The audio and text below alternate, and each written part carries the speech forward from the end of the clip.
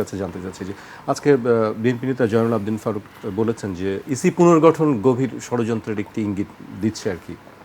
আপনি কিভাবে ব্যাখ্যা করবেন এটি, যে কেন গভীর ষড়যন্ত্রের অংশ? এটা গভীর ষড়যন্ত্র হোক আর বিশেষ রাজনৈতিক এজেন্ডা বাস্তবায়নের কৌশল হোক, শব্দগত পার্থক্য যে যার মতো প্রয়োগ করে, সেরকম না ভাবার সুযোগ কম। না ভাবার সুযোগ কম কেন দেখেন, আওয়ামী লীগ ফ্যাসিবাদী কায়দায় 16 বছর 15.5 বছর দেশ শাসন করলো, দুঃশাসনের উপহার দিল। গুম খুন হত্যা হামলা মামলা আয়নাগর টাকা পাচার এমন কোনো অপকর্ম নেই যা করেনি। তারপর সেই দলটি গণহত্যা চালিয়ে টিকতে না পেরে পালিয়ে গেল পরাজিত হয়ে। সেই দলটারকে বিচারিক কার্যক্রমের আওতায় এনে দল হিসেবে আওয়ামী লীগের বিচার কিন্তু শুরু হতে পারত আরও আগেই। সেই দাবি বিএনপি 10 ফেব্রুয়ারি এবং 26 এপ্রিল 2 দফা লিখিতভাবে প্রধান উপদেষ্টার কাছে করেছে, মৌখিকভাবে অনেকে বলেছে। এনসিপি সহ অন্যান্য রাজনৈতিক দল খুব জোরালোভাবে রাজনৈতিক বক্তব্য উপস্থাপন করেছে, দাবি করে গেছে। সরকার কিন্তু দীর্ঘদিনে এই ন্যায়সঙ্গত দাবিটা একদমই আমলে নেয়নি। ফাইনালি কি হলো, এনসিপি যখন যমুনার সামনে 144 ধারা ভঙ্গ করে সেইখানে গিয়ে ঠান্ডা পানিতে আপ্যায়িত হয়ে অবস্থান নিল, তারপরে সরকারের পরামর্শে আবার তারা সেইখান থেকে সরে এসে শাহবাগে অবস্থান নিল এবং এক পর্যায়ে সরকার সে দাবি মেনে নিয়ে আওয়ামী লীগের এবং তার সহযোগী অঙ্গ সংগঠনের কার্যক্রম নিষিদ্ধ করলো।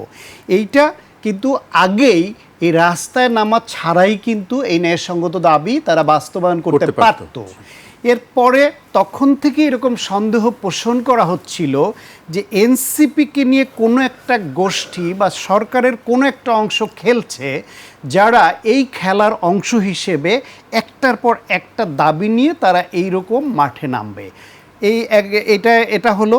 এরপরে নামবে হচ্ছে এই যে এখন নেমেছে ইসি নিয়ে, ইসির পদত্যাগ। এরপরে অনেকেই আশঙ্কা করেন হয়তো প্রেসিডেন্টের পদত্যাগ নিয়ে তারা আরেক দফা এরকম সময় সুযোগ বুঝে হয়তো মাঠে নামবে।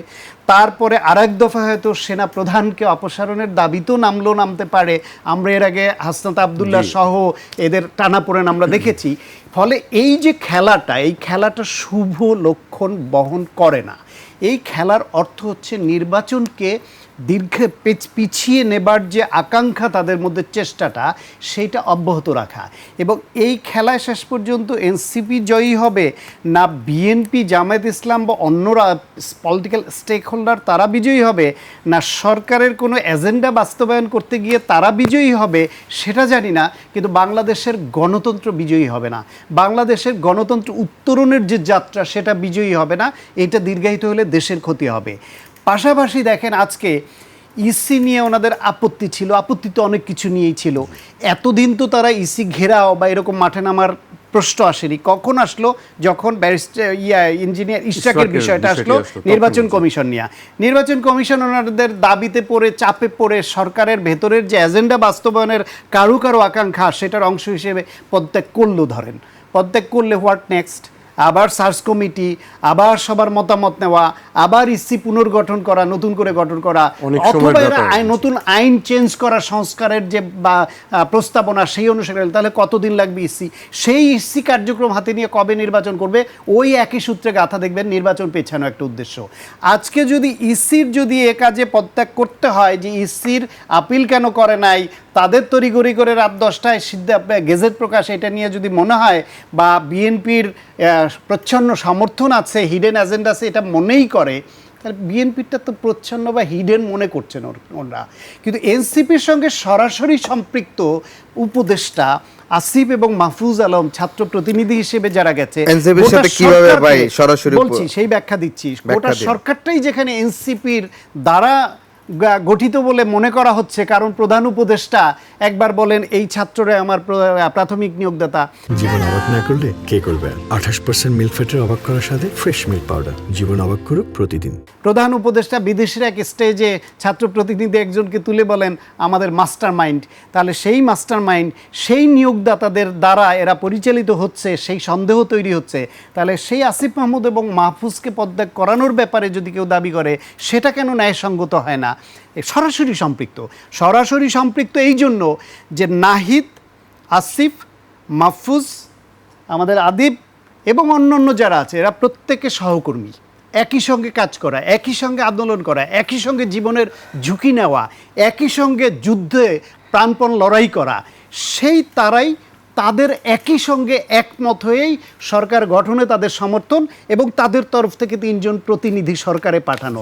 তার মধ্যে একজন প্রতিনিধি তিনি ওই পজিশন ছেড়ে এসে রাজনীতির হাল ধরেছেন, আহ্বায়কের দলের প্রধানের দায়িত্ব নিয়েছেন, এবং আরেকজনকে নিয়ে সংবাদ মাধ্যমে তখনই এরকম রিপোর্ট হয়েছে যে সময় সুযোগ বুঝে তিনিও পদত্যাগ করে রাজনীতিতে আসবেন এবং নির্বাচন করবেন। এখন এই যে এটাকে থেকে সরকারের মধ্যে থেকে কলকাঠি নেড়ে যদি 6 মাস পর ইলেকশন হয়, 1 বছর পর হয়, 2 বছর পর হয়, যখনই হয় তিনি এসে যদি দলে যুক্ত হন বা নির্বাচন করেন তখন কি হবে? তাহলে এই প্রশ্নগুলোর মীমাংসা হতে হবে। তাহলে তাকে ঘোষণা দিতে হবে যে আমি কখনো এনসিপির সঙ্গে সম্পৃক্ত হব না, আমি কখনো নির্বাচন করব না, আমি এই সরকারে নিরপেক্ষভাবে দায়িত্ব পালন করছি, আপনাদের বিশ্বাস রাখার অনুরোধ করছি। সেই ঘোষণাটা তো পাচ্ছে না, ফলে সন্দেহের ডালপালা সেটা ছড়াতে পারেই, সেই সমালোচনাটাই মানুষ করছে।